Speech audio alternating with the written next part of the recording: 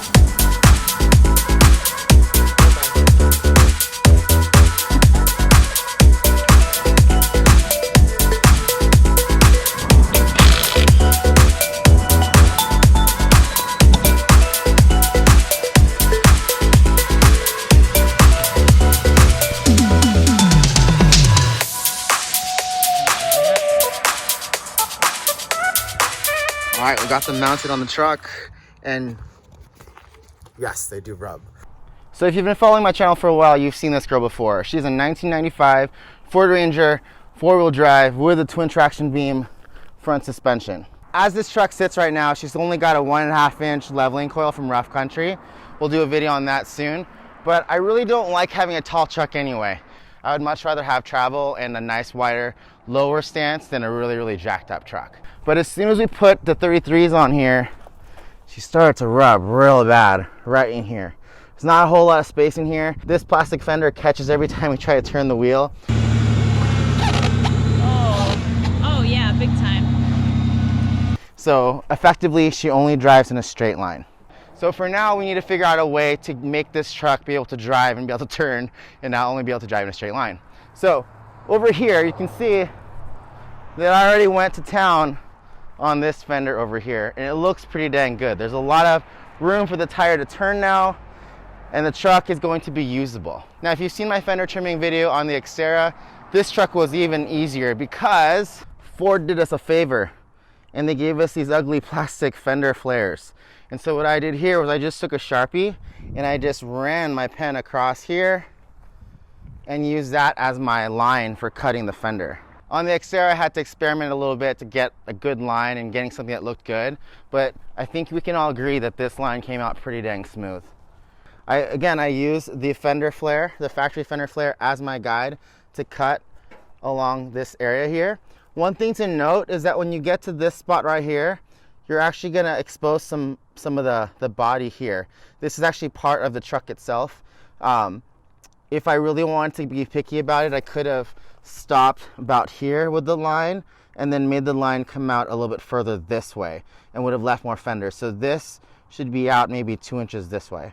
Now, I didn't foresee this happening when I kind of just blindly started cutting. So that's something that I would recommend you look into. For me, I'm just gonna go for it on the other side. This came out okay. I just used some black paint to kind of cover that up. It's not the end of the world. This truck is eventually going to get fiberglass fenders, so I kind of want to keep the body intact as much as possible. The way I cut this was I unbolted the bottom bolt here, and I pulled the fender back away from the body so I could finish this cut. I did this all with an angle grinder with a cutoff wheel.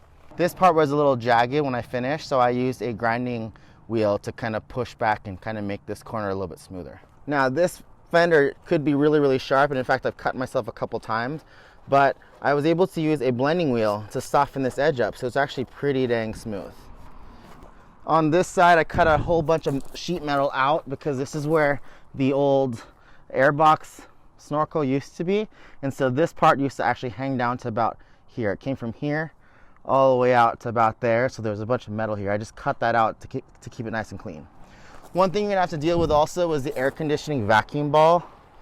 It's this guy. When I took out the inner fender liner, it was just kind of dangling there. I actually have a cone air filter, and so I used the hole where the airbox used to mount to, and I ran a bolt up through here on the other mount side, and that's what this is hanging off of. So it's pretty good.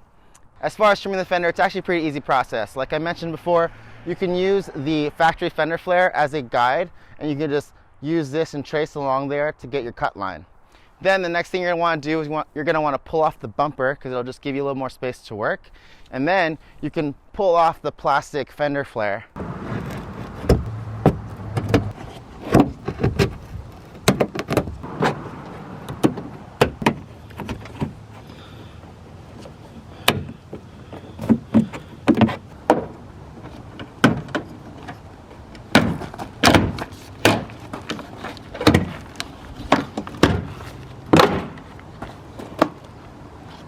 And then go to town with your favorite cutting implement. I've done this with an angle grinder, with a cutoff wheel. I've done it with a Dremel. I've done it with a Sawzall.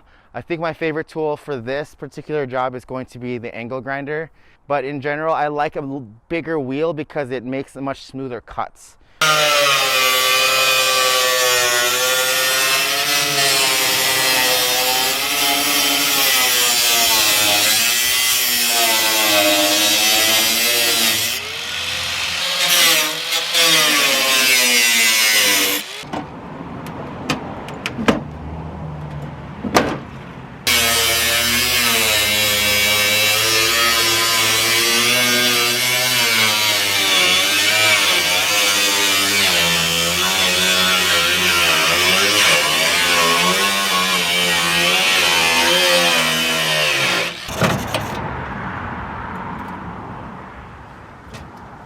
On my exterior, I trimmed them with a Dremel, and it didn't come out so good.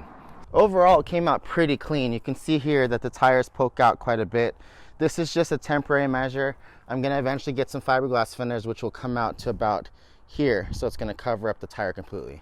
The next step is I'm going to cut the driver's side, and also I'm going to remove the plastic trim pieces over here so that it kind of evens out. It looks much cleaner without those plastic fender flares, so we're just going to make it match front to back. Super stoked on how it came out. She looks pretty dang clean. And again, I really like the way it has the big tires and isn't monstrously tall. So if you guys have any questions, post them in the comments below and stay tuned for more stuff. We'll see you later.